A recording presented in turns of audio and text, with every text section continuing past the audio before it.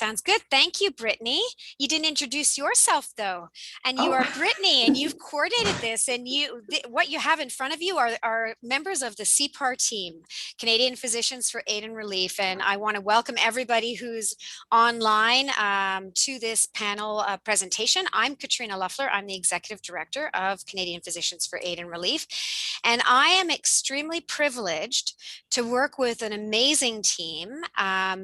Brittany works out of our Canadian office in Ottawa, and we have Mastewal and Sandra who work out of our Addis Ababa office in Ethiopia. And I'm going to let them introduce themselves to you. And I'll start with Mastewal. Why don't you just let everybody know what your role is with our CPAR office, and just a little bit about yourself and your background and what brought you maybe to CPAR. Maybe that's a good way to say it. Okay, go for it. Thank you. Hello, everyone. I'm Mastewal Mekonnen. I'm from Addis CPAR-Ethiopia office, and I'm CPAR-Ethiopia Senior Sexual Reproductive Health as well as Gender Officer. Here, I work as Gender and Sexual and Reproductive Program for,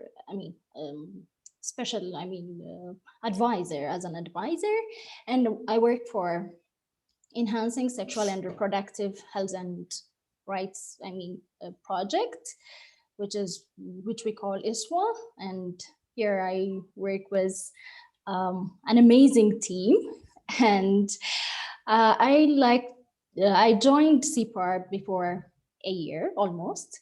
And what drew me to join CPAR is working with vulnerable group of our Ethiopian community, girls and women. So, I like, in my previous career also, I was a gender officer. I like working with vulnerable community. So, yeah. Thank you. That's great. Sandra, you go ahead. Thank you. Thank you so much, my wonderful team and our colleagues or customers or supporters here. So my name is Sandra Abeje. I'm a Senior Program Officer. I'm working at CPAR for the past 2 years now. I've been working with the Health System Strengthening Project and also with remote ultrasound capacity building for and access for Fichi area or North Shore zone. So I've been working for CPAR because it has big aim to help the women and girls, and as well as strengthening the health system. So I'm happy to work with all of my colleagues and also for our supporters who have been helping us throughout this time. So thank you. Welcome. Thank you, Sandra and Mastewal. So today is an important day.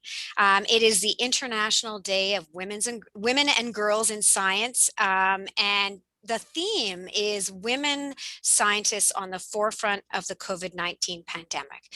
That's today and what's special about today. But this is an important week in Canada. It's International Development Week, when we try to build awareness of what's happening around the world within the area of international development. So Brittany had this brilliant idea of bringing us together, breakfast for us, dinner for you, or not quite, almost, to talk a little bit about your experiences, because both of you studied sciences. You both have, Mastewal, you've got a nursing background, and Sandra, you have a health officer background, and you are kind of unusual for Ethiopian women, right? And so what I thought we could start out by talking about is your experience as Ethiopian women growing up and going into sciences, and what encouraged you to do that, and where some of the challenges were as you went through your schooling as a young girl and then as a young woman studying in Ethiopia. So I think what I'll do is I'll start with Sandra. And Sandra, why don't you just walk us through your experience so you can help Canadians understand the experience of Ethiopian women and girls today, and the challenges you have had to overcome to get into the professions that you are in. Okay, so go ahead, Sandra, take it away. Thank you, Brittany, and thank you, Katrina, for organizing this. So, as a young woman, like I was born in RC area, which is a rural area in Oromia region. So, as a little girl, I was very young, like sociable, but you know, as a girl, it's difficult to be outgoing or in that area. So I've been with my family's control. So my father was also a physician or a clinician. So he has been motivating me to be a doctor, at least most. So I've been motivated to be a health professional. So as a young person, I was like tomboy because my father used to be protecting me from getting or involving in other, you know, female-related courses. You know, girls are expected to get married early, especially in 8th grade or 9th grade. So it's difficult to grow in that area. So unless you protect yourself or reserve yourself, it's very difficult area. So I've been like a boy until I was on 2nd year of my university. So when I joined, especially natural science, people used to tell me to choose social studies instead of natural science because they thought it is difficult to study. So people tend to tell me like to study social science because at least you will be a secretary, like things. So they assume that it's very easy task to be a secretary or social study. So, but my intention was to study natural science and also to join medical school. So from when I say from grade to grade, like in 8th grade, we have been like many girls were in the class, but when we joined high school and preparatory schools, the number of girls have decreased very in very high number. So after joining even the campus, which is at Mastewal University, we were most of our school students have been women because most of them are from Addis, which is urban area. But from rural area, I was the only one from our area to that campus. So during that time, you know, like it's not encouraging to. Yeah. So Sandra, tell me how many. So when you think about your undergraduate program, yeah. and what, like, give me an idea. Give us an idea of how many girls or women, the young women there were in your class compared to men. Yeah, in high school we were like, especially in preparatory school, joining natural science, we were about 20 out of 65 students. Only 20 were female. When I joined higher education, which is the university, we were 30 female and 8 or 9 were males, because most of our students were coming from urban area, which is Addis. Otherwise, the countryside students were about 8 from all total students. So from rural area, it's difficult to get to that university or getting to a higher education level.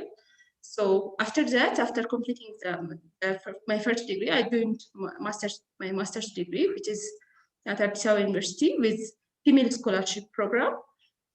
This time, like the government was providing this opportunity to female students, which is 10 for health professionals. So it was a very good opportunity, and most of our colleagues didn't get that opportunity, but I was trying to twice and three times for that. So I got that chance, and I studied my public health education there. So that was my track. Great, thank you.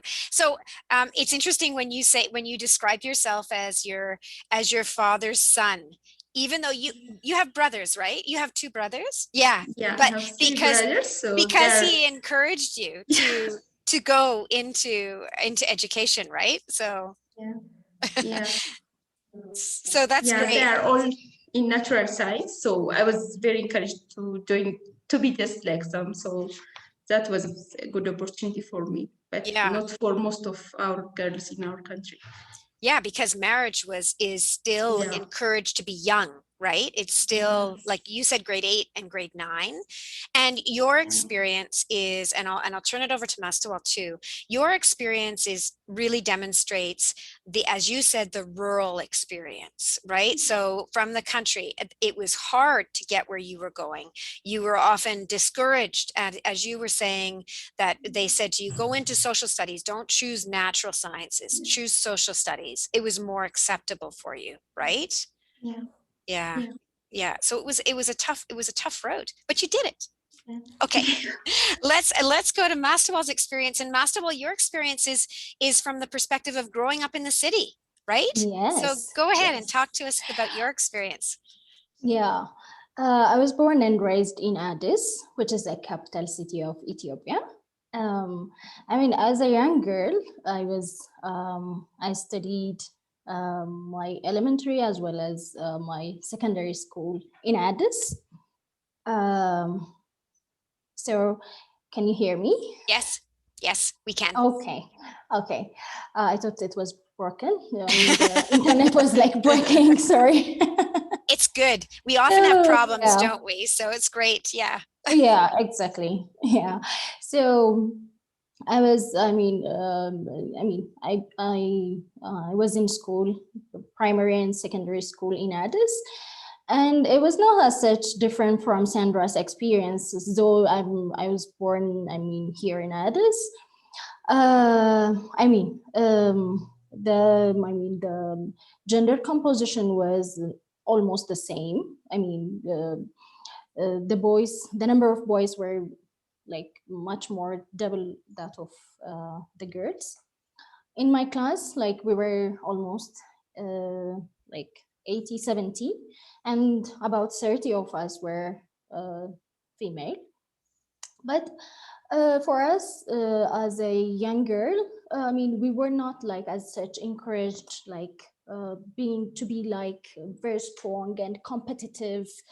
And come on, you can accomplish that. Nobody says that that kind of encouragement.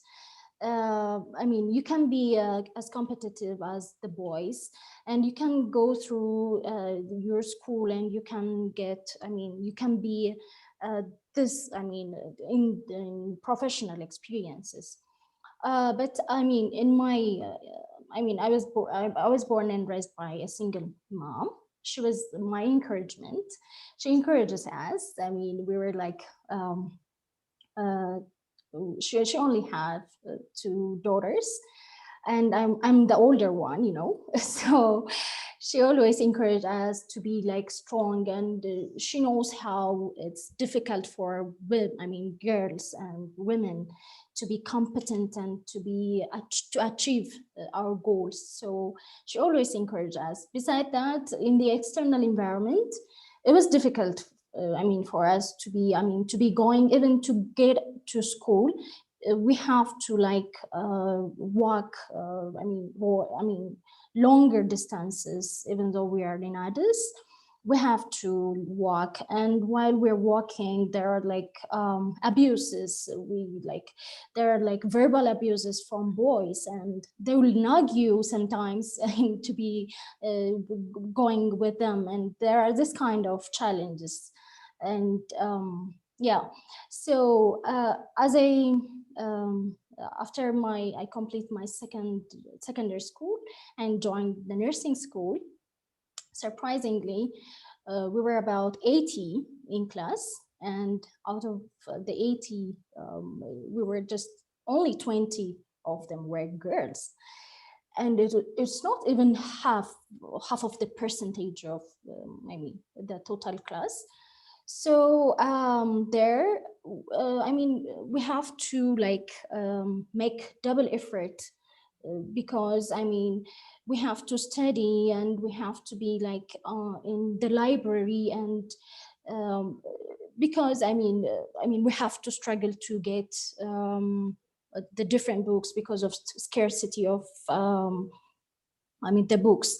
So we have to be up late, and we have to go to the library, and we have to go to free spaces. There are the classes that we study. And even in that regard, when we're up late as a woman, as a young girl, you have to, we face different challenges. Like the boys, when the light is off, the boys there was some sort of gender-based violence, they're pick on you, they will touch you. That's very difficult for us. And even we have to even if we have to achieve, there is this kind of struggle that we face. And yeah. So Yeah. many Yeah, struggles exactly. to get where you have gotten. And both of Yeah. you are leaders in CPAR, and I'm so proud of everything that you've accomplished, and that you're doing. And you're working on some big projects that we are responsible to implement.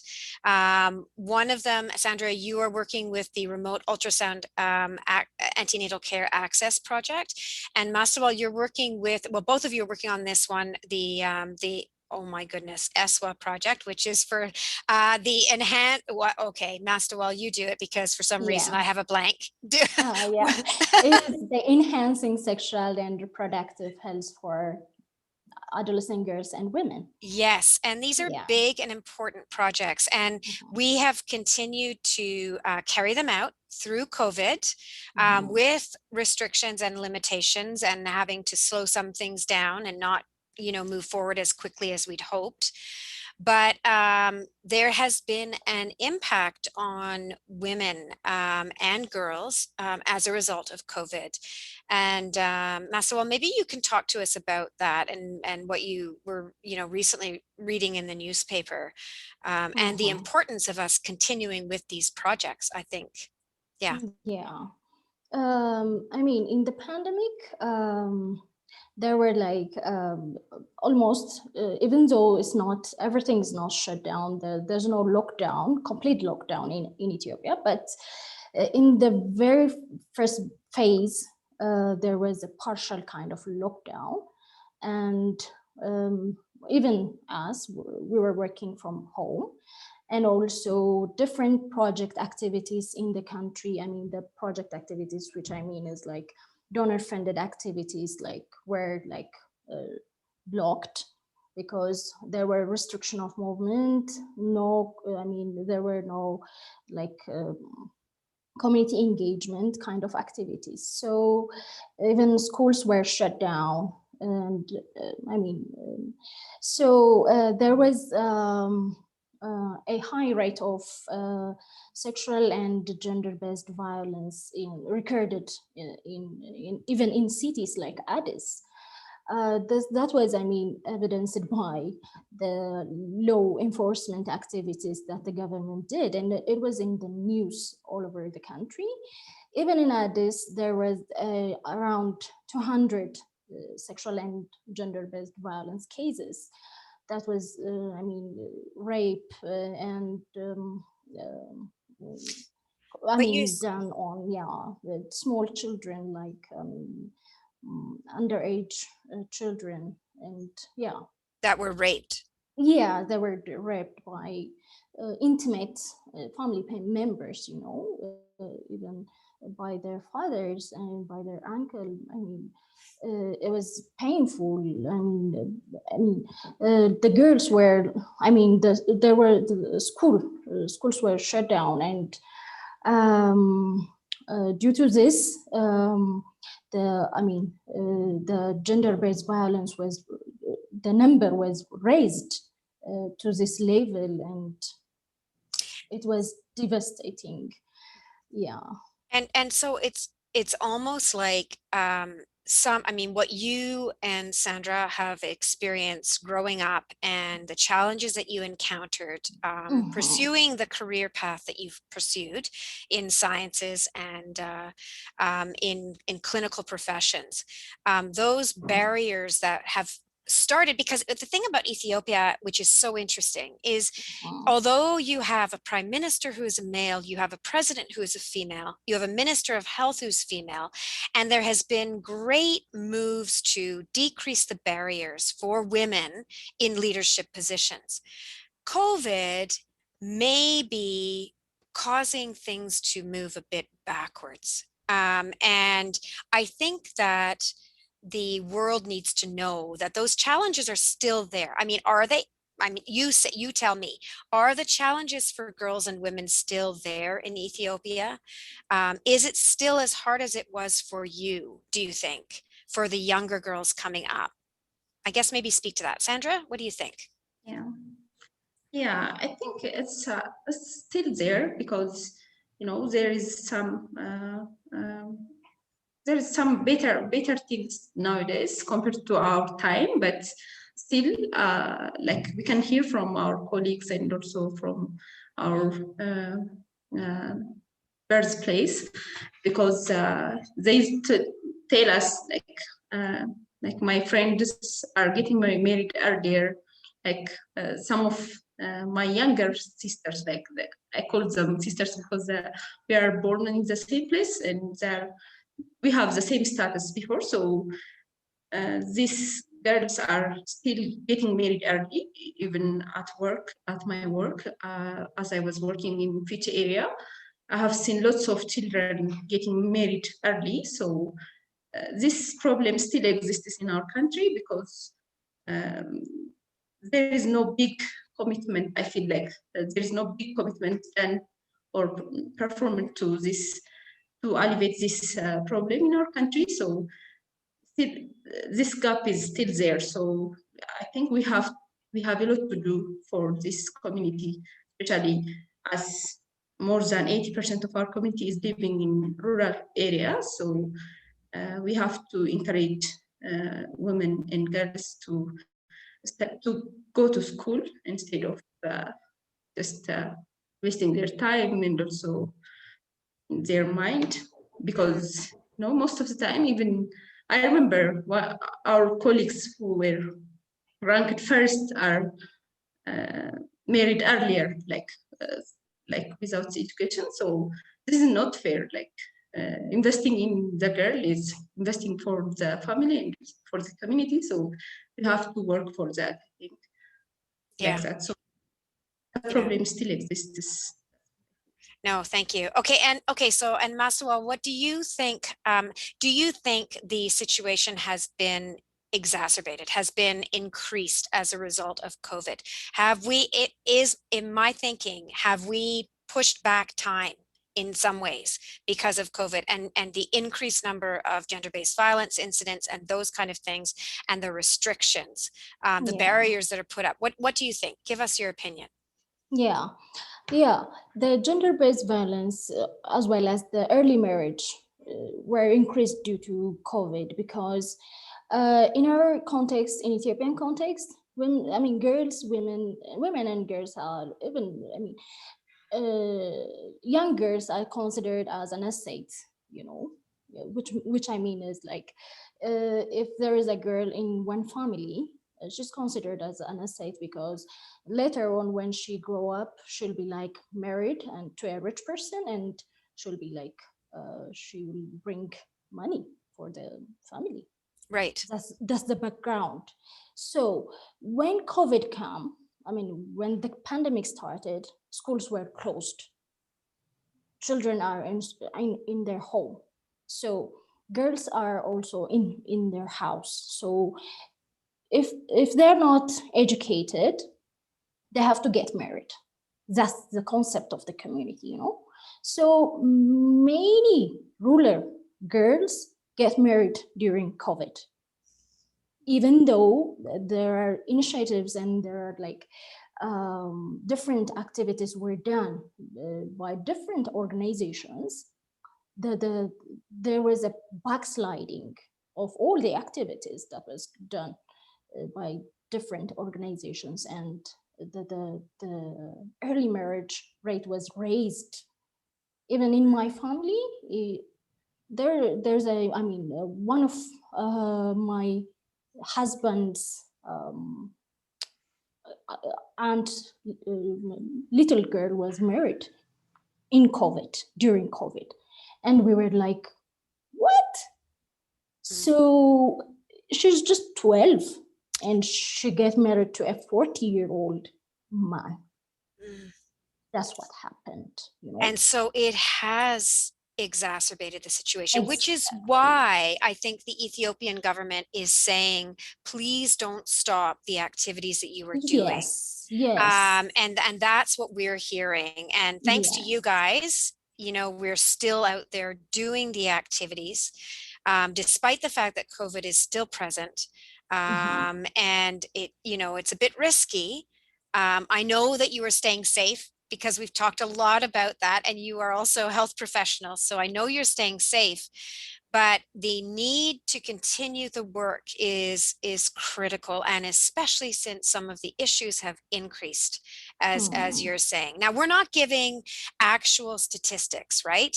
We're talking on a personal level of what you are hearing and anecdotally, but you're there, you're in Ethiopia. So hearing, you know, from the ground level what's going on is so important. Tell me what you've noticed with regard to what's happened as a result of COVID with many of the international development projects. Like what has happened? Have you seen any results? And I leave that out, I toss that out to both of you. What, either of you can answer that question. Or maybe I point out. Okay. Who wants to start? Let's see. Sandra, do you want to start, and then Mastewal? Yeah. So as a result of COVID, you know, even including us, we have been refraining from doing every activity we have planned for those our project areas. So as I also have been sharing this meeting last month with one of our government stakeholders. So they have been mentioning that many of NGOs have stopped working for some while, almost 9 months, because they have lost their fundraising and also the contribution from the supporters. So this has a lot of impact especially for as you know, different NGOs work in countryside, so there are no work done in the past 9 months almost because of COVID. So different health professionals or different NGO staffs have left their workplace because of the fund, and we can see from our vacancy announcement, you know, there are so many applicants there because they have left their job because of COVID. So it has different impacts, especially on working with health, especially. So at least we have managed this time with support of our supporters. You know, we have been providing some medical equipment as much as possible for our project areas, but it was not enough, you know. It is still difficult to maintain our planned activities. So it has different impacts as it's obvious. So touching yeah. community members, but also touching staff in NGOs. And I failed to mention, I forgot to mention that we also have another big piece of work that we do in Ethiopia, which is working with Fiche Hospital and the Fiche Health Region, and partnering with them, providing as much support as we can. And you've been really involved with that, Sandra. But I just wanted to mention that. Mastewal, what have you noticed with regard to the effects of COVID on the work that is associated with international development work? Yeah, I mean, different initiatives like different donors and NGOs and were like declined from their commitments, and due to the pandemic and due to fundraising issues and shifting of priorities. And I mean, that impacted different organization employees, like they lost their job. And not only that, during I mean due to this, it impacts their family, and also low level low level like income generating activity workers, like the daily laborers, were affected by this, because as you know, the economy like revolves. So if one employee is affected, several people under that person is like affected. So it has this kind of repercussion, kind of impacts all over the country. Not only that, but also different community groups were affected, especially women and girls were very much affected due to this. The initiative, due to the discontinuation of the initiatives. So due to this, the community and also employees are very much in economic kind of Affected. turmoil. Yeah. Economically, yeah. And you've also had, I mean, there's so many other things that have happened, partly as a result of COVID. I mean, the inflation rate in Ethiopia is out of control. Yeah, exactly. I mean, in the earlier phase of COVID, there was, as I said earlier, there were partial kind of lockdown. So all the low level economic activities like were like shut down, and it was very difficult for like daily laborers and for people who own small businesses. It was very difficult to survive in that period. But even in that regard, because I mean the pandemic affected all over the world, and it has a repercussion kind of effect for us also, because there were no trade, there was no mobility, and there were no trade movement. So that impacts that the inflation still now. The dollar inflation is like out of control, and due to this, there are like so many people are affected by this inflation, and all the living cost is very high now, and we're very much affected by this. So the challenges have increased. Let's go back to what I want to ask you is your advice to women. Let's start with your advice to women and girls in Ethiopia, and how to overcome those barriers that you encountered, but that now are in some ways harder, maybe because of COVID. And if I'm speaking incorrectly, please correct me, don't worry. But what would be your advice to young girls, and not just young girls, but adolescents, trying to make their way into the sciences and into positions of leaderships? What would be your advice to them, to your sisters in Ethiopia? Sandra, why don't you start? Yeah, yeah. I'm glad that I stayed at this position. Everything has paved my way. So I'm thankful that there are different women still at in different danger places. So they have to be strong, like even not starting with them, but with the family especially. They have to encourage their children, and also they have to see both genders equally. Like they have to focus with girls as well and boys, but as a girl, we need some space and also special care, like as the sanitary materials, especially in the schools, it's missing in most of our countryside schools. So providing those sanitary materials and like giving opportunity to school or to go to school, and also minimizing the workload for the females is very, very good, especially when So I you see mean, myself. yeah, go Yeah, ahead. Sorry, go ahead. yeah, at household, it's obvious that girls are loaded with lots of household work.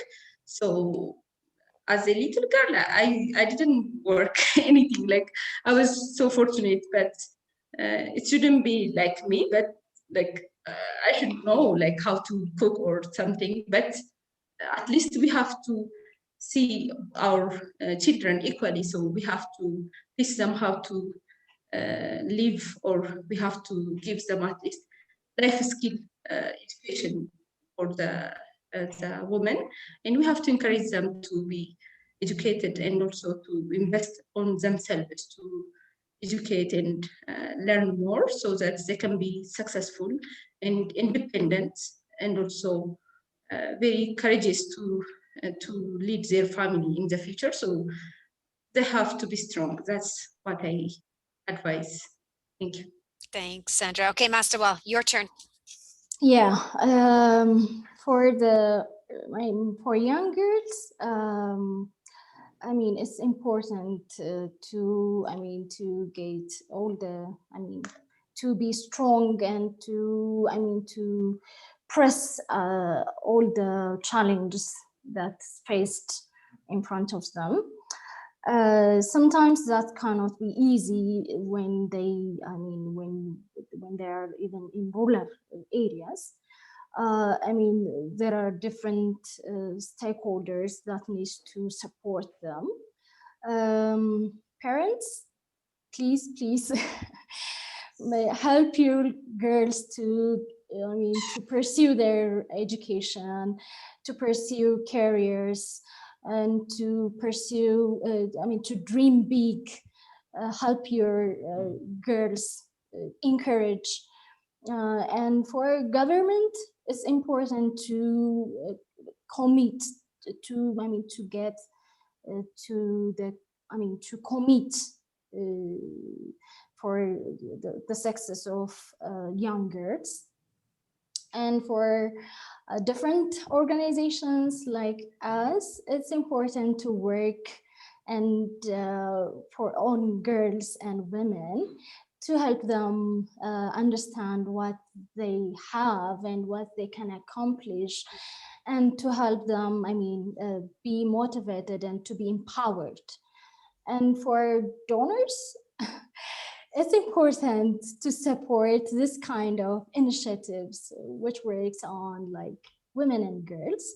And yeah, that's what I wanted to say. Thank you, Mastewal. Sandra, Yeah. did you?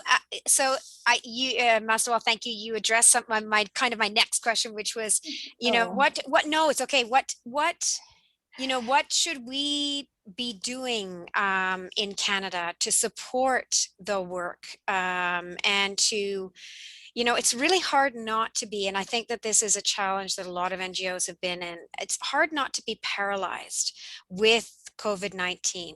We are so fortunate at CPAR to have an active office, and we are fortunate that you are willing to get out there and continue the work, you know, even though I know the numbers, the COVID numbers are not as high in Ethiopia as they are in Canada, but they're still, the disease is still there. And so it's risky for you getting out there, and we often worry about you, and know, but we also know that there's such important work to be done, and that we can't stop. And so tell us what we can do, not just CPAR Canada, but other NGOs that may be listening. What can they be doing, and what can donors be contributing to move the work forward despite COVID in a safe way? What can we be doing? And maybe Sandra, I'll start with you. What do you think? Yeah, like as you know, the problem still exists even during COVID. Even it has increased, especially the gender-based violence. The SRH demand is increasing, so we have to contribute as much as possible. You know, the problem exists, and it's even exacerbating. So, committing for this task or supporting this activity is really good thing if possible. So as a funder or supporter, it's very helpful for our community to provide tasks, to provide some support, especially with fundraising, so that we can provide our community and health professionals, as well as our like, can I call them patients? No, like Stakeholders? mothers, Yes, or mothers. our community, so Yes. that they are in need of this service. So we have to support that by protecting ourselves and also themselves with protective materials, providing these protective materials. So we can do more than this, like if we commit. Yeah, no, Yeah. that's wonderful advice, Sandra. And I think, you know, often I think about how wonderful it would be to be able to go back and to provide the support on the ground. And yet I think because Canada right now, our rates are still very high with COVID-19. And I don't think it's actually responsible of us to do that, because we could bring the disease potentially. We might not, especially if we've been vaccinated, but we could. But the wonderful thing is, I think that we need to know that there are people like you in Ethiopia, that there are great, even if NGOs don't have their own local staff or offices in Africa, there are people to partner with who need work, who are great, who have capacity and capability. And, you know, when they're supported with safety, PPEs, we know that acronym, right, Brittany? Brittany told us not to use acronyms, but I think everybody knows that acronym. Who are supported with the right PPEs, the people are there. So we need to trust and have the faith that to support you from here to do that work, and to do it safely. And at least that's what I think. What do you think, Mastewal? Do you want to speak to that at all?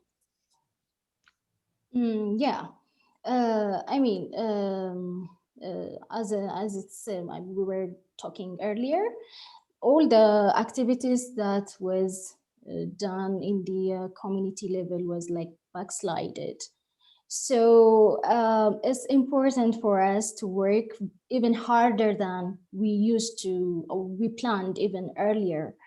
I mean, prior to COVID. So we need more people, more fundraising, more yeah. people, more fundraising, more money, more, I mean, partnership. So it's important to, I mean, to continue the partnership and the funding so as to achieve our goals, in relation to our activities, which we do for the vulnerable community, the adolescent girls and women. So it's important for, for us, to have,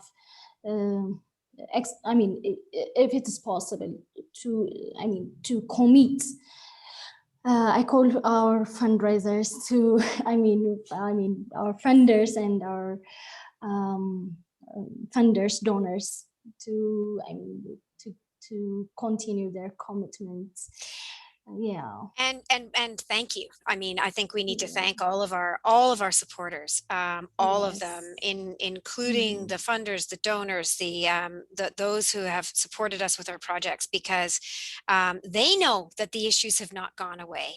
And the two projects that we're so focused on right now, the sexual reproductive rights and health of young women, that we know that those problems haven't gone away, and we've got to get out there and get moving with the education and awareness, so that young girls and women the barriers can start to be dismantled, right? That's something so exciting.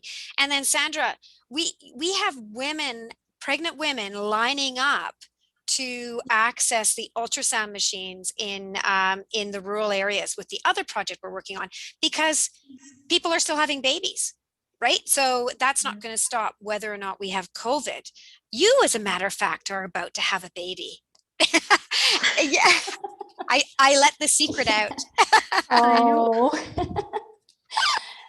And it doesn't go away, right? So we have to continue our efforts, and it's so wonderful that we have the support that we have, but for me, it's so wonderful that we have people like you who are willing to do the work, who are so capable, and such bright, shining young women and leaders, because you're not young, but you're younger than me. So I'm just saying it from that perspective. And we're so fortunate. And so I think, Brittany, I'm going to ask you if you have any questions. Have any questions come forward that we should maybe address?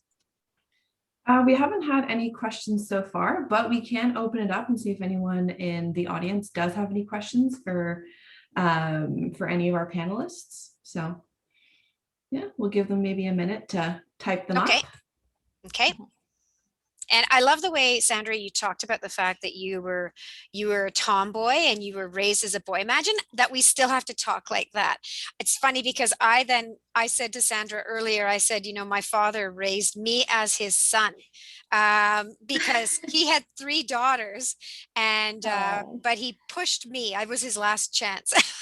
I'm the youngest, not really. My sisters are wonderful, but he really pushed me to pursue a career and encouraged me until the day he died. He just kept on encouraging me and saying, you need to do this. You can lead. You can go. And it's funny that we have to. One day, I hope that we won't say that we were raised as sons or raised, to like boys. The one day it'll be. Yeah. We were raised to be leaders. We were raised to pursue our dreams, and whether or not we are male or female, I hope that day will come. But it's interesting because I had that experience too. Yeah, the intention is just to protect you from, like Mastewal was mentioning, those boys who are nagging around, so they feel like I'm a boy, so they keep silent instead. So yeah. So that time it was like a benefit for me, but it shouldn't be like that. It shouldn't have been like that. It was not fair. No, it's not fair to have to stay in the background because of your gender, to not raise any problems. Yeah. Okay, so any last comments, any about your experiences as women in having gone through sciences and succeeded? Here you are, and really it's you passed those barriers, and now you are here. Any last thoughts, any last pieces of advice for young women everywhere, anywhere in the world? Yeah, Go for it. Go for it, Sandra. like we can be some example that there are even higher, really high, high-spec professionals in our country. So we are looking at our leaders, our prime ministers, like president, and also the mayor. Everyone is women here, so on the leadership. So we can see, like, especially these days, the younger girls are very encouraged. Like, they speak about that a lot. So it's really encouraging for a country like us. So it's possible. That means it's possible to be like those persons. So we have to be encouraged as a lady. So it's really You've got great role good models. opportunity. So this time we just have to be strong, and we have to be committed for our goal. So it's possible. So we are even behind our goal. So we are going to be somewhere else as well. Yeah. And I think it's important to support each other. You know, Yeah. as women, Yeah. I think that we need to work to support each other, Yes. and that's where our strength will come from, in supporting each other as we pursue our dreams and our goals. And even when times are hard and when we get pushback, we need to be there, you know, together to move forward into those important positions, because I know that you still encounter challenges even in your positions. Yes. And so it's persistence that is so important. Yeah. Yeah, this doesn't mean like only girls have to work everything, but boys, like my father, my husband, my brothers, are very supportive of me. So that's really helpful. So it's not by ourselves, but also girls, That's such a boys, good point. old person. Everyone should be supportive for, especially young girls and women. So, That's such a good point. We have to do it all together. yeah. Yeah. Okay, Sandra, Mastewal, Brittany, I think we've reached the end, and I want to say thank you so much for your time. And I've enjoyed this conversation and all of the valuable experience that you've brought to this discussion. Go and have a good dinner now, and thank you to all of our listeners, and we appreciate all of you and your interest in what we are doing, and support to not only to CPAR, but to the people of Ethiopia and all of those countries that we love and enjoy working with and want to support. So thank you, and thank you, Brittany. And we wish you all, to everyone else who is it's early morning, we wish you a great day, and to Sandra and Mastewal, a great evening. Thank you. Thank you Have so a much. good day, everyone. Thank Bye, you. everyone. Bye. Bye-bye. Bye.